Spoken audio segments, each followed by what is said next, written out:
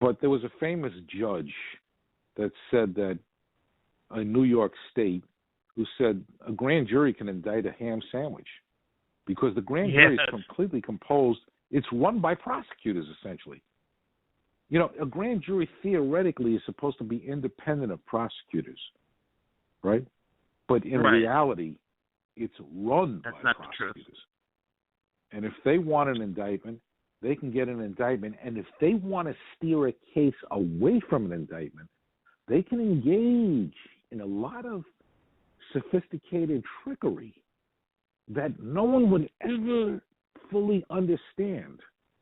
For example, not asking certain questions which should have been asked, right? Or asking questions which you should not ask. Some prosecutors go into the grand jury and they start making suggestive statements to the grand jury, right? Or how about if a prosecutor is showing disdain towards a certain witness that is testifying in the grand jury? Some prosecutors take this very personal. They take it very personal. Now, most prosecutors are very professional, but some cases where there's elected officials involved, like district attorneys of Staten Island, and there's a lot of people that support the police there, and the district attorney knows who's buttering his bread, he's going to go in there and he's going to order his officials to present the case in a certain manner. And then he'll be able to come out and say, oh, the grand jury heard all the evidence. They deliberated in a fair and appropriate manner. And they determined, not me, they determined there was no criminal liability here. Don't blame me. I just work here. But that is really inaccurate. And you have to be someone on the inside to understand what really goes on in that secret arena known as the grand jury. Totally on point with that story. Let's go to the story involving Josh Duggar. Here's some sound, and we'll talk on the other side. Porn star Danica Dillon drops her lawsuit against Josh Duggar. ET can confirm that Dillon dropped the suit, which claims she had sex with the former 19 Kids and Counting star and that he caused her physical and emotional injuries. According to court docs obtained by ET, the adult film star agreed to dismiss the case because Josh has conclusive proof that her claims were false. In return, Josh agreed not to file the documents, proving she lied about the incident. In September, Danica sat down with ET exclusively and went into detail about her alleged physical encounters with the oldest Duggar son. I never said no. Okay. I'm going to have to reiterate that. I never told him no. But I did push him back and push him off and say, that's too rough, that's too rough.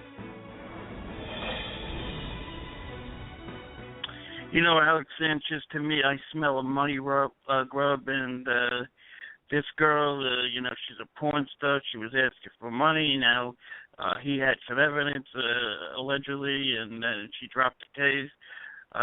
To me, it sounds like she was just after a buck. What's your take on this whole situation? I mean, it's either money or fame. What will people do for money and fame? You know something? People will do a lot for money. Anything. And they'll do even more for fame. You know, some people, to get on TV, to get on the radio, to get in the newspaper, they will they'll stab you in the back. They'll kill commit somebody. crime. It's amazing what people do just because they want some type of recognition.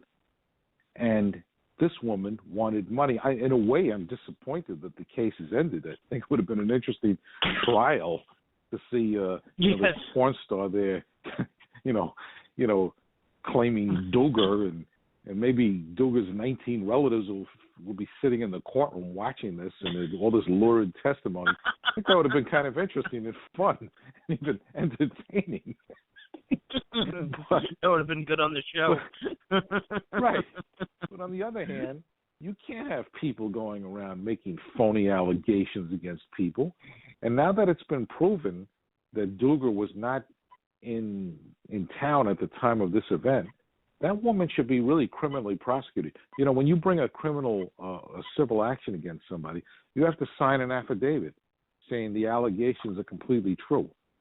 Now, this is not a case where there's a dispute about what happened, right?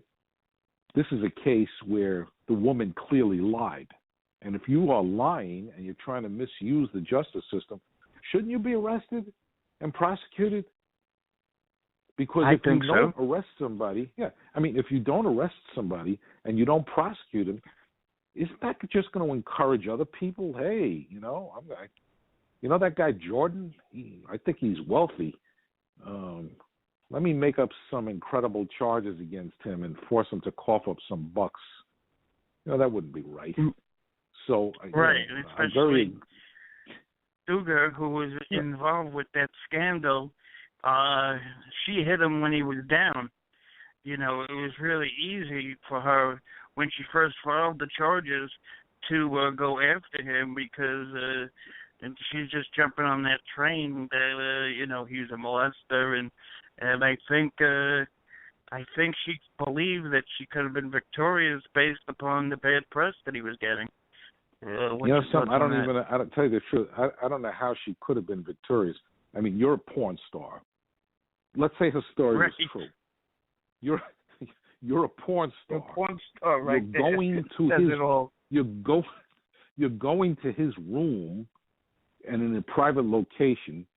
I'm assuming that you're going there for some extracurricular activity.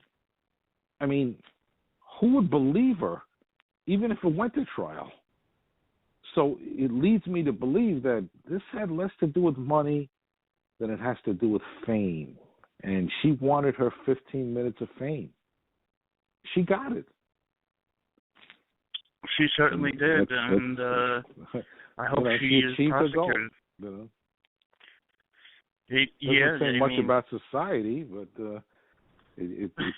I kind of, I think it indicates that there's something very wrong with the values that we hold, that fame is more important than truth. It's more important than character. It's more important than honesty. It's more important than principles. Fame becomes a principle in and of itself. And that's another dark element of our society. It is. It's scary that people could actually do this, and people are encouraged to do this, and I don't even know when it will end, things like this, and I just wish she would be prosecuted so we won't have copycats of this particular person. It is a sick, twisted, mean, malicious thing to do to somebody when they're down as it is. In terms of Josh Duggar. Now, he's no choir boy and he's no angel. I'm not saying that, but I'm just saying that this girl, basically, for all intents and purposes, she went on this story right in the middle, this lawsuit, I should say, right in the middle of this, during the scandal of when he was molesting young girls, allegedly. So it's very sickening, just to say the least.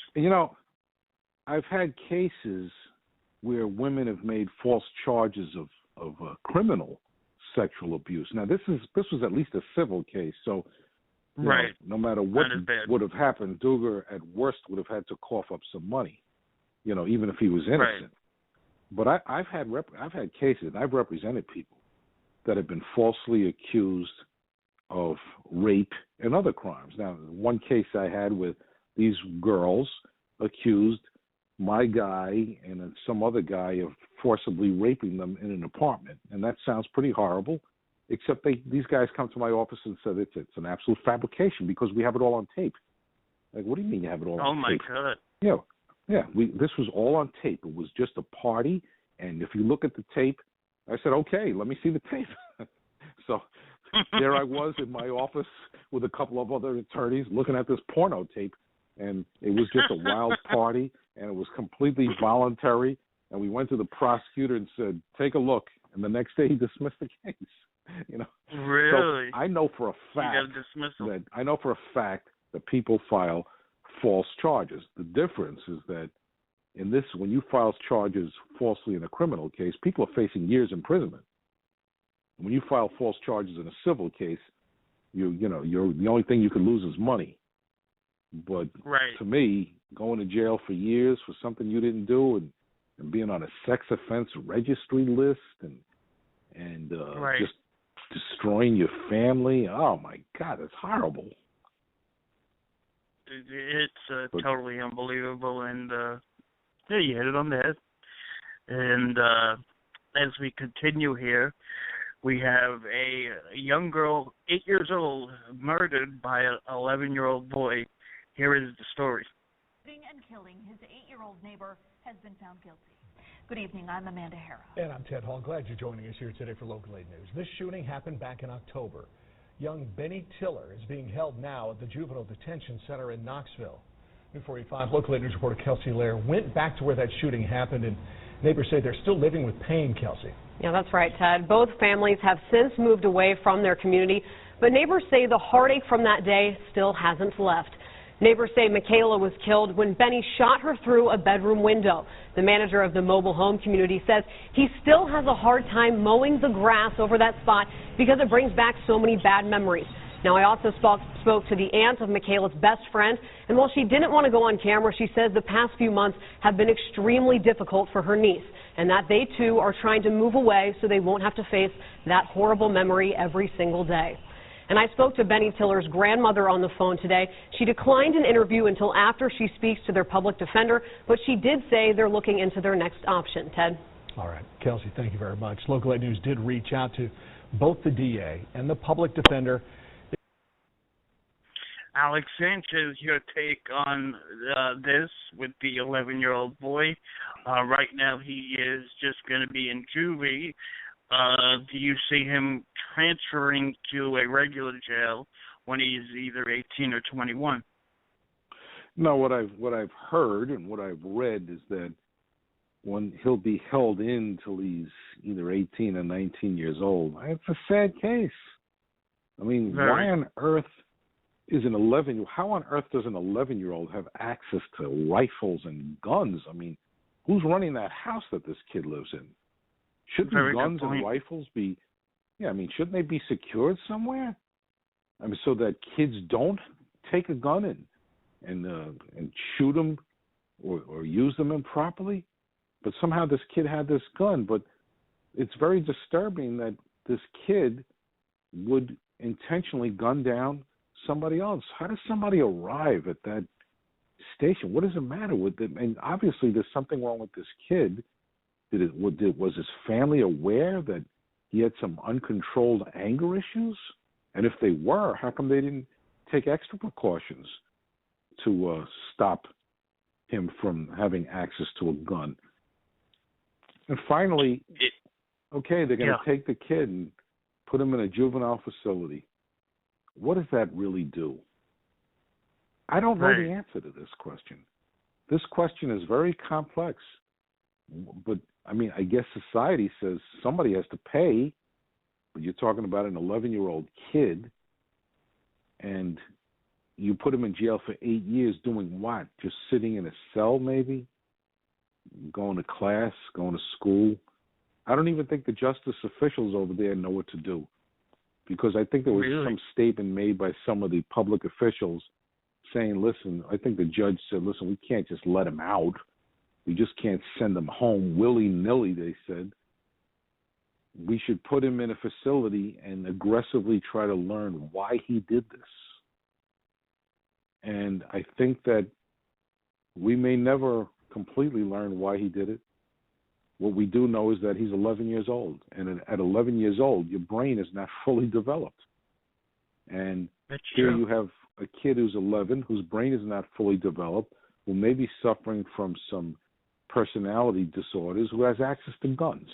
And it's just a matter of time before the combination of those events result in tragedy. And that's exactly what happened here. If you were representing the 11-year-old, what would be some of your mitigating factors? You mentioned some just now.